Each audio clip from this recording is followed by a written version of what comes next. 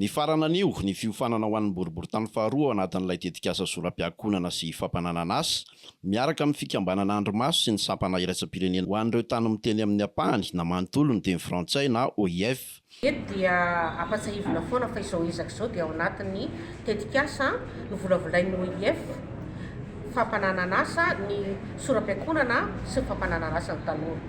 Izany hoe nametraka ny soram-piakonana ho fitaovana iray lehibe ampivoarana ny fampananana asa. Nahoana moa rehefa manana karatra, manana kopia ny ankizy dia afaka miditra amin'ny secteur formel. Raha ohatra izy tamin'ny voalohany nanana ny aktiviteany fa petraka tany ananatany voafetrany izay tsy fananany an'izay karatra izay, tsy fananany an'izay kara-panondro na kopia izay dia no efa nametraka an'ilay tetikasa izay pilote izay hoe ome voazy ny fitaovana ilainy ara-taratasy hoentiny ampivoatra ny fiainany. Afaka mamindram-bola izy amin'ny rehefa fampindramam-bola reny, anitarany asany, afaka izy mifampiraharaha amin'ilay fournisseur isan-karazany. Dia izay no mahazava-dehibe an'ity tetikasa ity izay iankinany ho avin'ireo tanorantsika ihany koa.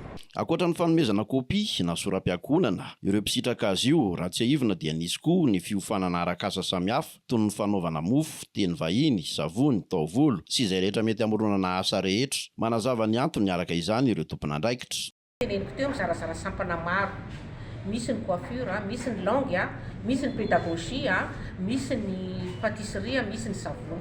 Izany hoe mizarazara zany ilay tanora fa izy mitambatra mahatratratra any amin'ny zato mahery ihany.